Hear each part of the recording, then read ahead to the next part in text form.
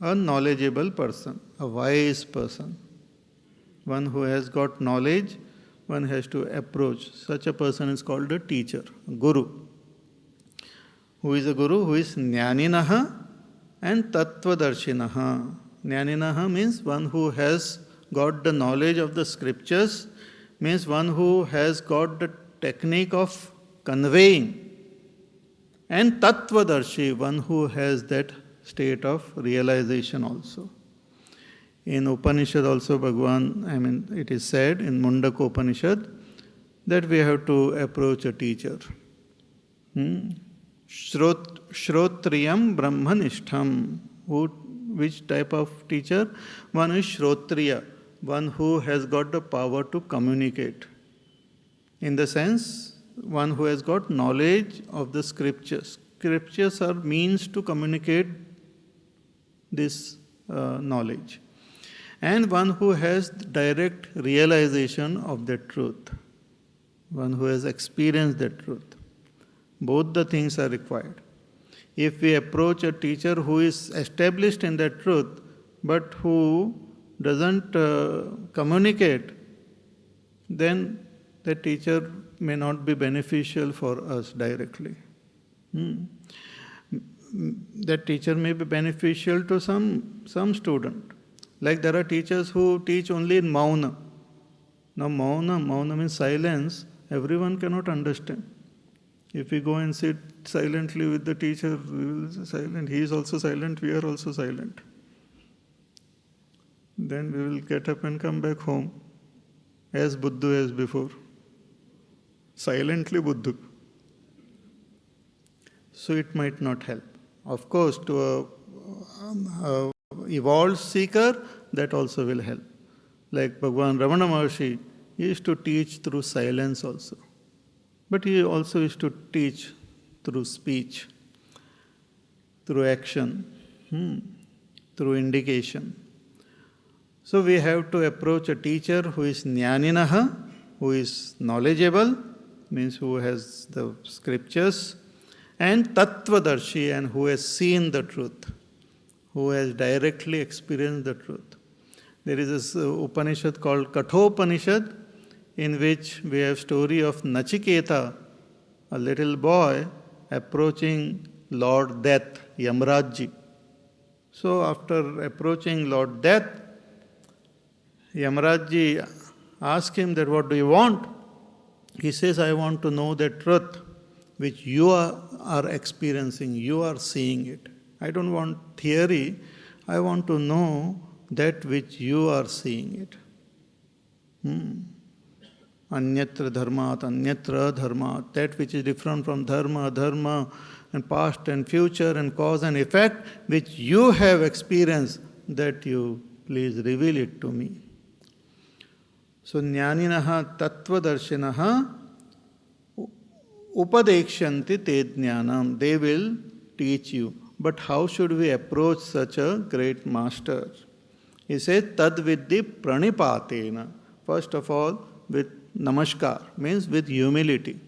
Pranipat means sashtang namaskar. It is a sign of total surrender, that I have surrendered to you. With all my anga, everything, I am surrendered to you. Sashtang namaskar, pranipat. It's a attitude of humility, of surrender. Because if we want to gain this knowledge, we have to become receivers. We cannot be totally full ourselves and try to gain. Like our Pujya Gurudev tells story of his own teacher, Swami Taponji Maharaj, that somebody approached him and he was very scholarly and all. And he said, I want to learn from you. So Taponji Maharaj demonstrated, he said to his disciple to bring a glass of water. And the water, he said, now keep pouring more water into this. So as they started pouring, the water started falling out. So that person was very surprised. He said, you can't pour any more water in this because it's already full. He said, yes, I also cannot give you any more knowledge because you are already full. not with proper knowledge, but with garbage. So if you remove that garbage, I can fill it with proper knowledge. So humility is very important, that when we approach a master, we should approach with the attitude that I don't know and I am ready to learn. And I am ready to follow your directions, your teaching, with total trust. So that is indicated by this namaskar, pranipat. Tad vidhi pranipatena. So we should approach a teacher and do namaskar. Then what? Just sit there quietly? No. Pariprashnena. We have to ask questions. See, from our questions, the teacher comes to know at what level we are. And at that level, the teacher can teach.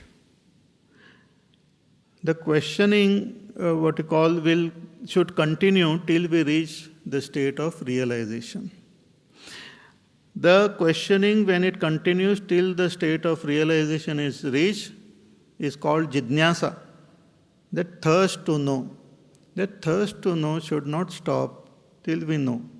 If it has stopped, then something is wrong with us somewhere. Then we are satisfied with some words. Then we are satisfied with just imitation, like imitation jewelry, satisfied with some imitation Brahman, imitation reality. So that questioning should not stop till we gain. We should ask the teacher, and also that inquiry should go on in our mind. Who am I? What is this supreme truth? So pariprashna, question from all sides. Question about what is this bondage, what is liberation, from where this bondage has come, how we can gain this liberation. What is the meaning of sadhana, what is sadhya, who is this sadak? Various types of questions. What is the mind? Who is this? What is the nature of this self? What is the relationship between the self and the mind? So many things are there. If we ask question, the teacher will understand at what level that person is, and accordingly the teacher will guide. Here also Arjuna asks so many questions. From Arjuna's question, Bhagavan comes to know what is his problem, what is his... Like when we go to a doctor also, we have to tell what is our problem. We can't just sit there and smile at the doctor and offer flowers to him. We have to tell कि बाबा क्या हो गया आपको? नहीं, पहले नारियल का प्रसाद आपको चढ़ाता हूँ, फिर अगरबत्ती आपको देता हूँ, वो बाद में दे दो, but what is wrong? That we have to tell. Then he will do the proper diagnosis and give us the medicine. Similarly, pariprashna. And therefore we have these Upanishads, they are beautiful conversation, dialogue between a student and a teacher. And the sublime questions which these students ask, they are so marvelous, so beautiful. And based on them, the teaching is also at a very high level. So pariprashna should ask question and learn from the teacher. Not just one way, but it should be a dialogue. And another, sevaya. Sevaya means one should do seva of the teacher. Seva, when we do serve, that also is expression of our humility, expression of our surrender, and service is a technique by which we can tune to the teacher. If you serve anyone or anything, you get tuned to that. Serve means constantly you interact and offer your services, you get tuned to a person. And only when we get tuned to our teacher, we will be able to understand the subtler aspect of this philosophy, subtler aspect of truth. Otherwise, it's not possible. Like here, Arjuna was well tuned to Bhagavan Krishna. So whatever he uttered, Arjuna could understand it at a deeper level. Duryodhana and all were not tuned. So even if they had heard, Dhritarashtra was not tuned. Dhritarashtra was sitting listening to the whole Bhagavad Gita. Luckily his eyes were closed, I think. So he was listening to, luckily means lucky for Sanjaya. So he did not understand a bit.